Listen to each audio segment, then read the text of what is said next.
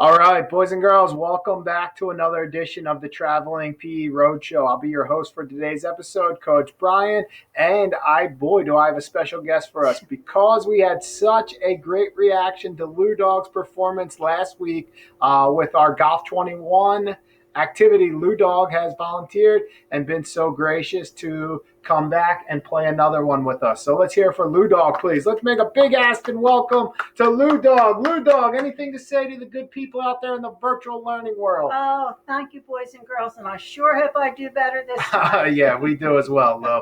All right, so here's how this one works. Very simple concept, very easy game today. We should all be very familiar with the game Tic-Tac Toe. And if that's the case, we should all know the rules of Tic-Tac Toe. Things like we alternate whose turn it is.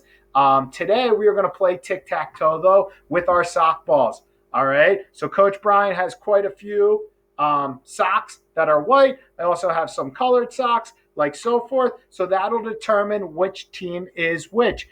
So when we throw our sock balls onto the tic-tac-toe court, we know who scored that point. Here are some rules we need to go over. Your sock ball needs to stay inside. As you can see behind us, I have hula hoops. All right. Notice the laundry basket in that far left corner. Unfortunately, Coach Brian ran out of hula hoops. No worries, though. I had to improvise a little bit, so I put the basket up there.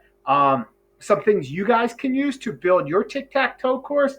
I found string in the back of my basement, so if I were to cut this out, I could lay this across, blue and yellow string, Aspen colors. You guys can use sidewalk chalk if you want to play this game outside. I was looking for some painter's tape, but unfortunately, either Lou Dog ate it or we misplaced it. No worries. Again, we had to improvise a little bit, but that's why we put out the tic-tac-toe court using the hula hoops. Notice the orange cones, right? We always have to have a starting point, or for our lesson, we need a tee box. So that's where we start when we throw. You are more than welcome to use the overhand throw or the underhand throw, whatever you think will ensure success when you're playing this version of tic-tac-toe.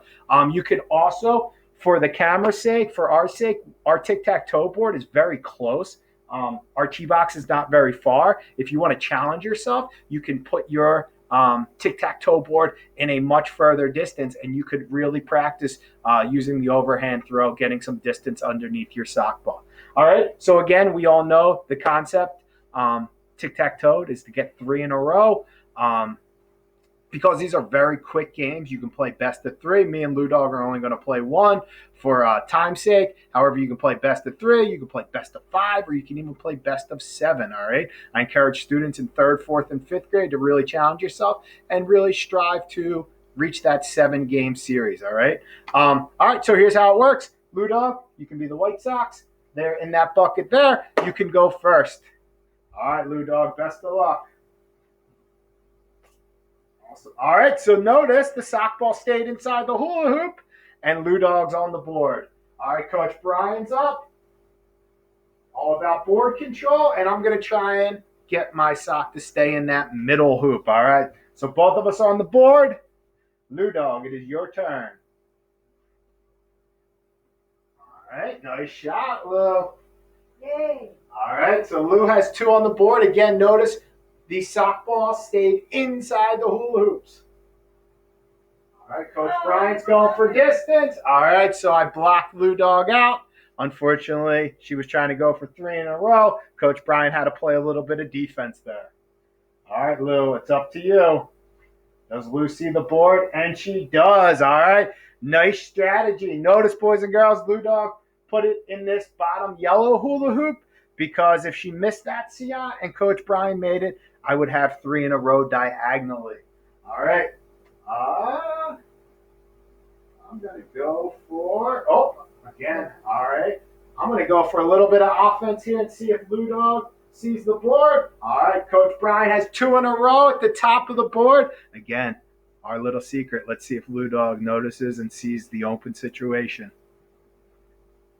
And she does. All right, just like that. Lou Dog takes advantage of Coach Brian's mistake. I'll move to the side. But as you can see here, the White Sox, or Team Lou Dog, have 3 in a row. Again, that would be a quick version of sock ball tic-tac-toe. All right. Again, I encourage you to make your own version of this game. That'll be your homework from Coach Brian. Also, you need to find someone to play with. Very difficult to play tic-tac-toe.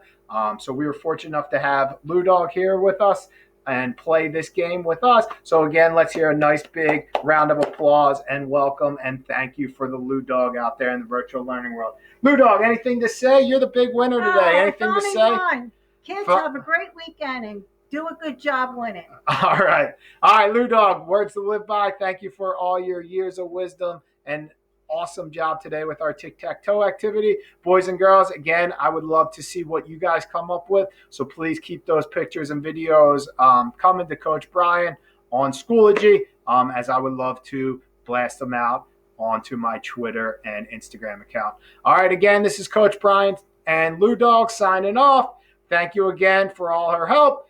Boys and girls, please enjoy this lesson and have a great weekend.